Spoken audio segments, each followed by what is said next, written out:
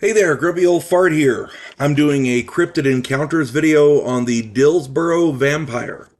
Before I get into this though, if you enjoy my content, it would really help me out if you could hit the like button, subscribe to my channel, share my content on all of your platforms, and post a comment or two.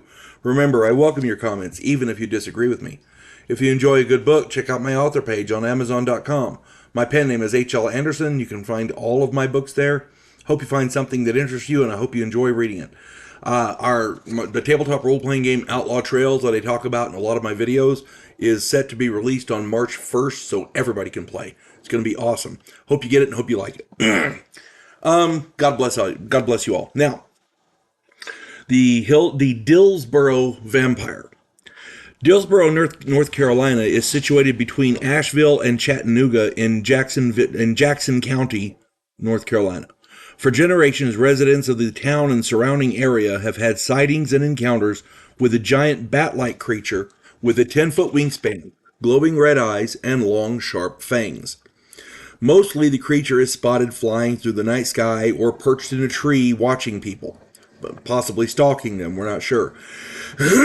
Nobody knows the origin of the creature, but theories abound, including ancient mystic rituals, alchemical experiments gone wrong, some sort of a laboratory accident, supernatural or extra-dimensional origins, some surviving prehistoric creature. Nobody really knows. Excuse me. As I said, nobody knows the true origin, but there is a legend. In the spring of 1788, a new doctor arrived in Dillsboro. His name was Alfred. He bought land and built a mansion for himself and his wife and son. He built an office in the front where he practiced, and the rest of the mansion housed him and his family. So, that was fairly common back then. All was well until a few months later when two patients died. They had gout, and they only had gout. That was the only thing that was really wrong with them, and the townsfolk became a little suspicious. Excuse me. By fall, things had settled down, but then the local preacher's wife went to check on their young sleeping daughter. She found a creature standing over the child. She screamed, and the figure vanished into the darkness. By the time the preacher reached the room, the child was dead. There were puncture wounds in her neck. Over the next few nights, a bat-like creature was seen flying around. One night, a young boy was found pounding on his grandfather's door. The boy said his family was being attacked by something, but he didn't know what it was.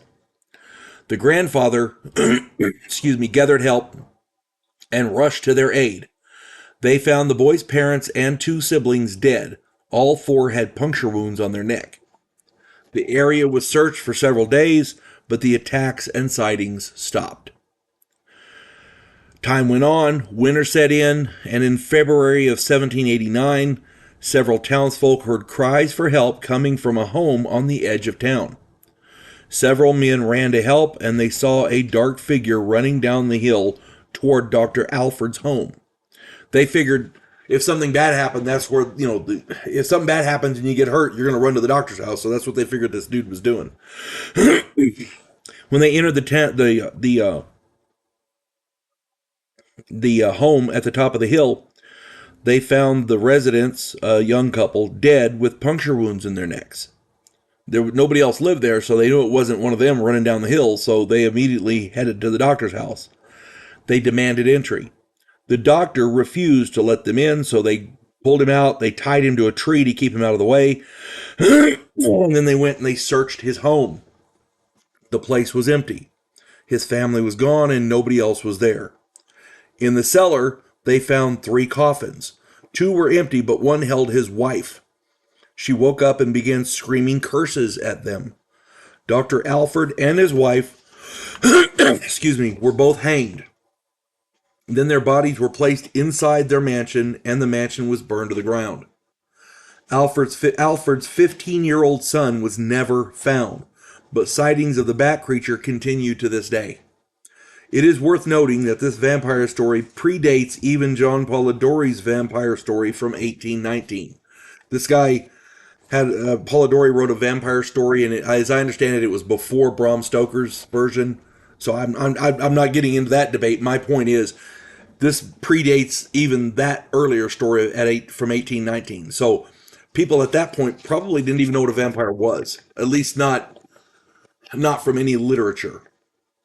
So yeah, that's just a weird story, and I thought you guys might enjoy hearing it. Again, nobody knows what this Dillsboro creature is. Nobody knows where it came from. Nobody knows where it stays. Nothing like that. Nobody's really, as far as I know, nobody's done any serious investigations of it. But it's still seen to this day from time to time. So there you go. Hope this finds everybody well. If anybody has more information or has any other comments, stick them down there. I'm sure we'd all love to read them. You folks have a good one. God bless one and all.